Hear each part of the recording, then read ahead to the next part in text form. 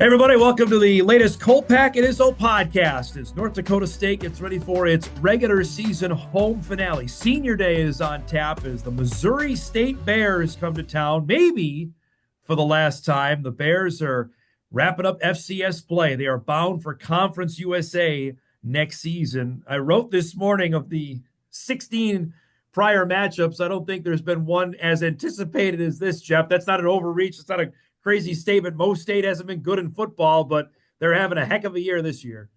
I like how you prefaced maybe last matchup. Maybe. Well, we'll never know. We'll see what Yeah. happens as things are still lingering out there in the ether about the Mountain West Conference right now. Well, I guess the last one of consequence, at least for NDSU, was 2010 when Yeah, they went that's into exactly Plaster right. Stadium. And as Craig Bowl would like to say, he got plastered. And it was a 3-0 Missouri State win. And at that point, we thought NDSU was cooked for the FCS playoffs. I remember we did our bracketology and we said, looking at it and go, yeah, there's no way they're getting in. We get on the plane and then we land in Fargo, look at the results and go, hey, wait a minute. It's possible here. Yep. That's right. That's the last. I mean, that's 14 years ago. That's the last time that any game has been of significance with Missouri State. But I said yesterday on the Bison Media Zone. I mean, I thought this team would win 4 football games, and here they've won 8. They've had a dynamic offense. I don't know defensively. I'm concerned there, and you brought this up yesterday, and I think it's a fair point to bring up again. Who have they beaten? That's something. It looks very similar to when we're talking about UND when we're getting ready for that game. Like, who did UND beat prior to the game with the Bison? I'll look at the same with Missouri State, Jeff. They have gaudy numbers, but they've done it against outside of Illinois State. But the Bison trounced Illinois State. Well, and then let's look at the schedule. And yeah, I think it's a fair point in that they have yet to play the top 3 scoring defenses in the league. That'd be North Dakota State, South Dakota State, and they don't play South Dakota this year. Correct. Yep. Because of the rotating schedule. So, yeah, I mean, there is that element that I'm curious about tomorrow with this offense, Missouri State offense. And they're going against a Bison defense that has improved over the course of the season, especially in Missouri Valley play. So there's all these dynamics heading into this game that, yes, they are 2 6-0 teams, but are they? I mean, they are, but NDSU's schedule has been far tougher, at least in the league.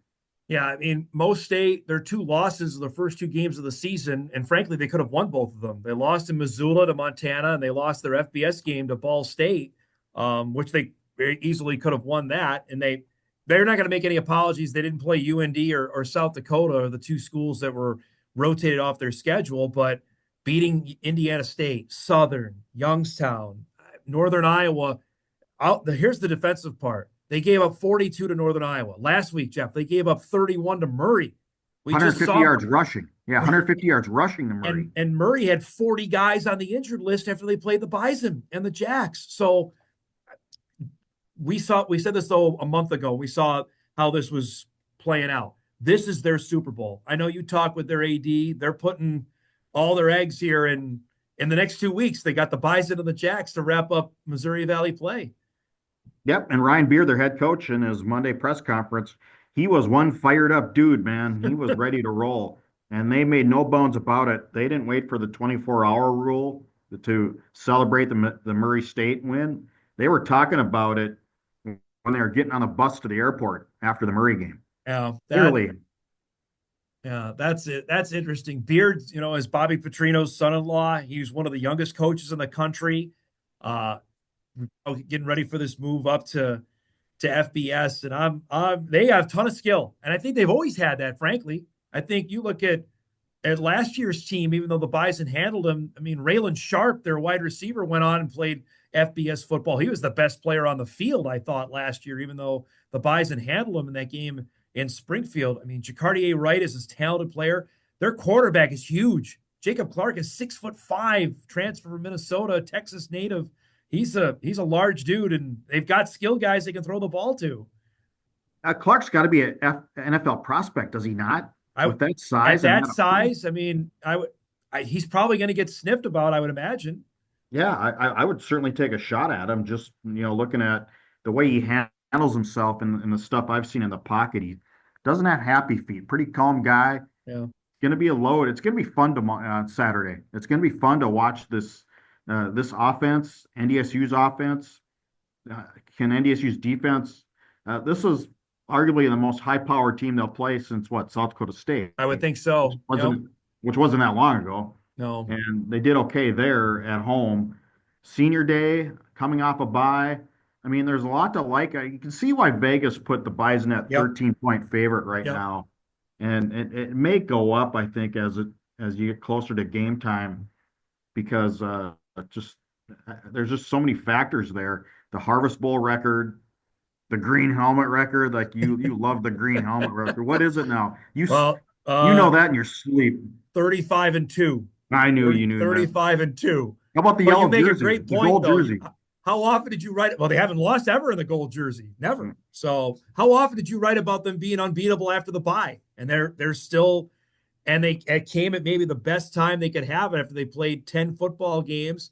They're relatively healthy. Jalen Duffy probably not going to play. So there's the thing to watch, obviously, with the skill guys that Missouri State has. But I mean, they're as healthy as they've been for a while. Cole Wisniewski is looming that maybe next week he might be back, or even after that, maybe for the first round of the playoffs, that they're trending in a direction. You mentioned on senior, the only time they've lost on senior day was that 2011, that first title team. Remember, they lost to Youngstown. They could have clinched the conference that day, and Youngstown came in here and beat them. And I, I don't see this football team losing on Saturday. I think everything's trending that they're going to play a good football game in my mind. Don't forget to get Griffin Empey back at left guard. Yep. So the offensive line is back to full force Yep. and what it was.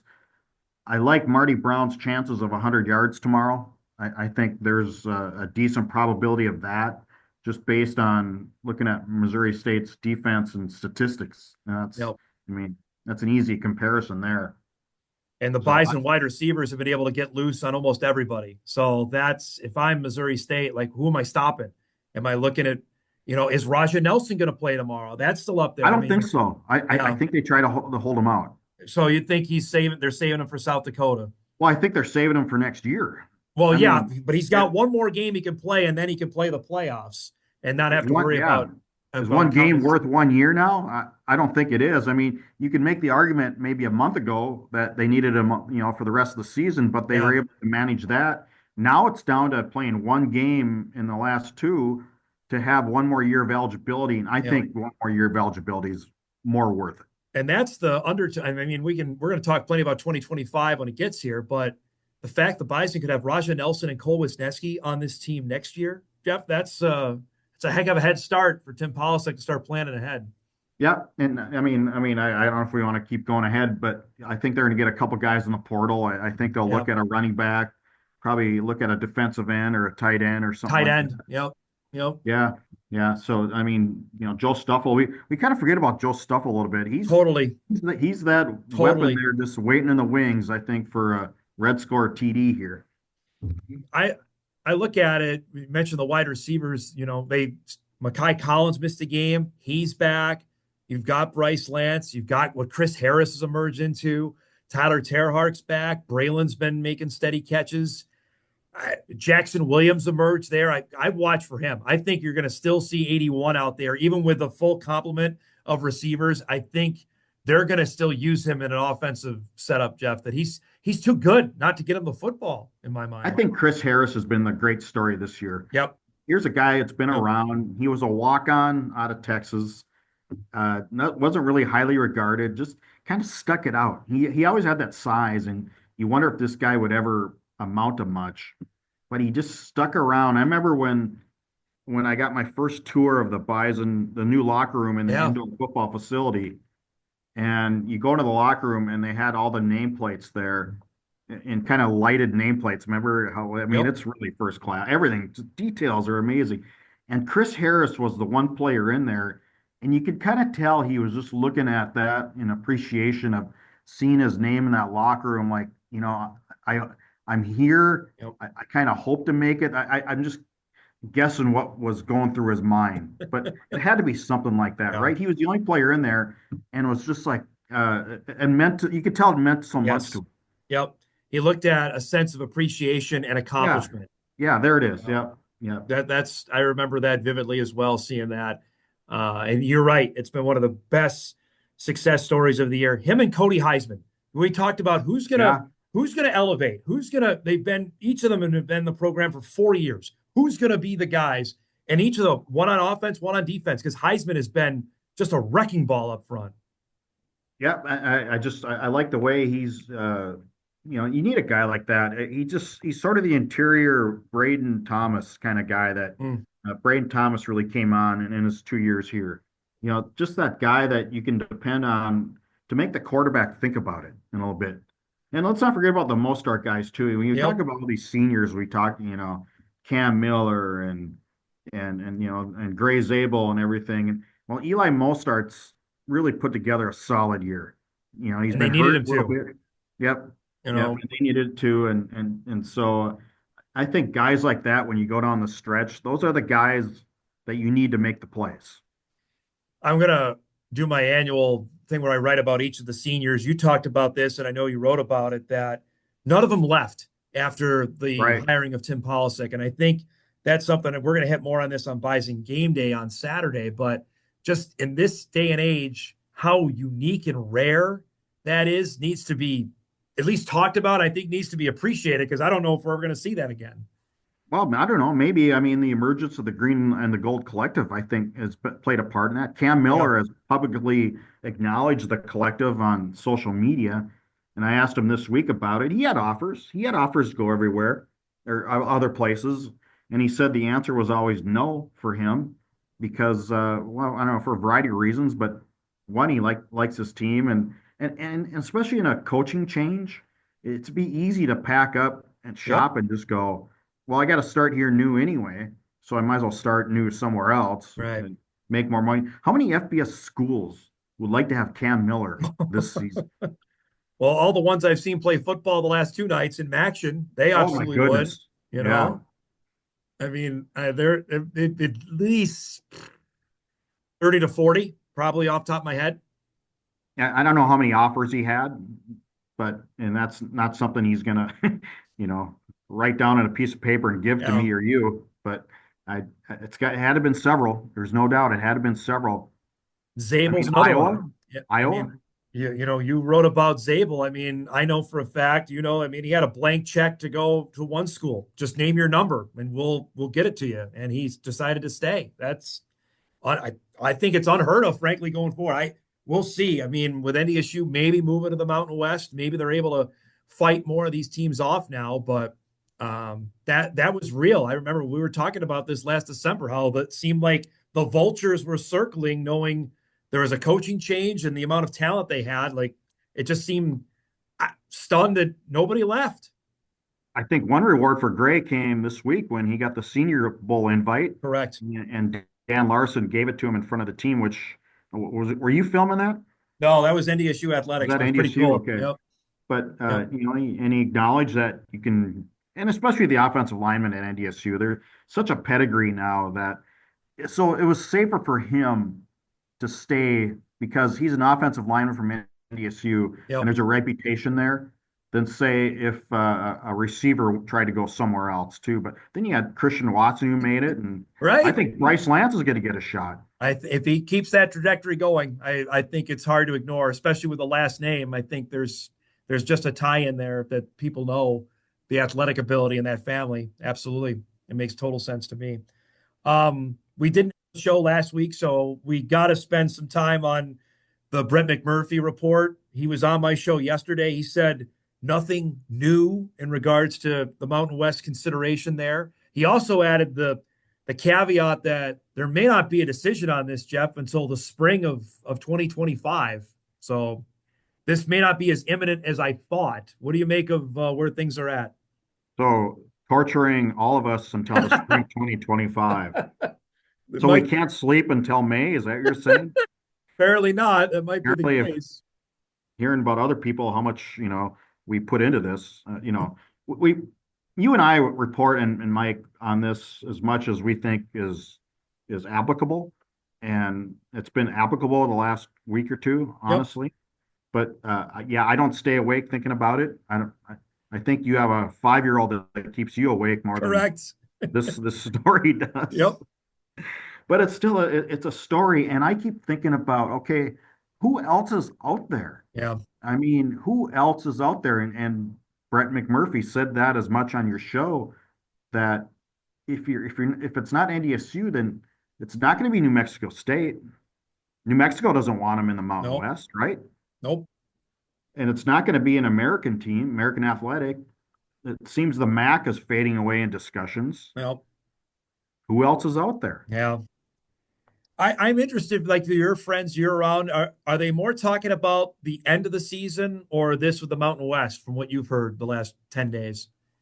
Uh, 50-50. Yeah, I Okay. think it's 50-50 to be fair. And Yep. in my immediate crowd, everybody I'm around wants, I haven't run into anybody that wants to remain in FCS. You know what?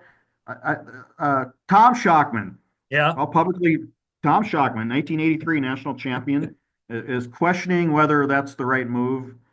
And He's not alone. I can tell you yeah, that. I know there are others that right. are worried about the loss of playoff games and maybe the bowl game irrelevance. I'll put in question mark, but the where are we at in FCS football? You and I have hammered this along with Mike for the last 3 years. I mean, just how many more times do we want to see a SoCon team come here in the second round of the quarterfinals? It just, I mean, how many big games do they have a year now? Three? You know, that's Yeah, that's it. yeah. And as we saw with the South Dakota State game at the Dome, people still show up Yes, they for the do. big games. Yep. But that was an exciting atmosphere. It's still there. Our numbers in foreign communications continue to go up, Yep. and continue, and especially when it comes to at least what I write and I see analytics. I Yep. think the ratings are really good, right, with Yep. on the TV side. So it's not like there's people don't care. It's not like they care less. I just think they don't attend games because they're waiting for better games. Correct. Correct. And the appeal of what's out there potentially for non-conference games, you could play Missouri State. You could play them if you wanted. You could play James Madison. You could play Georgia Southern. You could play App State, Coastal Carolina, all those teams that came here. You could have them again and go there, in a home and home deal. Yeah, to be a 12-game schedule every year in FBS. So you get those non-conference opportunities. What would be an ideal non-conference um, Oof. schedule for you? What would you desire for, say, NDSU in 2027? What would be a good four Okay. non-conference schedule, I would four-game say, non-conference schedule? do I have to name the team or a conference? Yes, yes. Okay. You need one lesser opponent if possible out there. Yeah, because you're going to play 8 league games. So you had 4 non-conference games. So you're going to play an FCS, right? I You'll was play an right. FCS. So maybe you play Mercer. Maybe you Okay. play or a team around this area. I don't know if you Yeah. play. Gosh, give me. Maybe you play Montana State. I don't know. You could go do that. Maybe you play Idaho. UND. Idaho State. Would UND can be considered I lesser? don't think so. I No. I don't think so. Then you go play a Power Four opponent. Maybe you go Does play. it, I don't know. Give me. well, does Dakota Marker go away? That's a good question. I think probably Yeah, I don't think you play from them, right? from what McMurphy said, they are not. The Mountain West is not interested in adding beyond 9. So I don't. And South Dakota State, Jeff, doesn't seem to be interested in moving up anyway. Yeah, I'm not hearing much. No. You know. So yeah, I would think that might go by the wayside, which would be difficult. But again, progress is hard. I think to me, it's progress. So to answer that, okay, if you lose South Dakota State, maybe you play West Virginia, maybe you play Oklahoma State. You go to Stillwater, go to Morgantown, or Well, heck, okay, I would say you open at University of Minnesota. they're never going to play the Gophers. Not even FBS. No, they're Oh, come never. on. I don't think Wisconsin, Minnesota, Iowa, Kansas State, those games are done. Right. Nebraska, not happening. Um, Maybe you play Purdue or Northwestern. I've always wanted them to play Northwestern. Maybe you play Northwestern in Chicago. That'd be fun. Yep. Then get Coastal Carolina maybe to come here. You go to SMU or something like that, and then you start league play. There you go. All right. There it is. Tell me that wouldn't be cool. I mean, Yep. that'd be okay. And see what happens. Because you look right now at the latest college football playoff rankings. Boise State is in the playoff.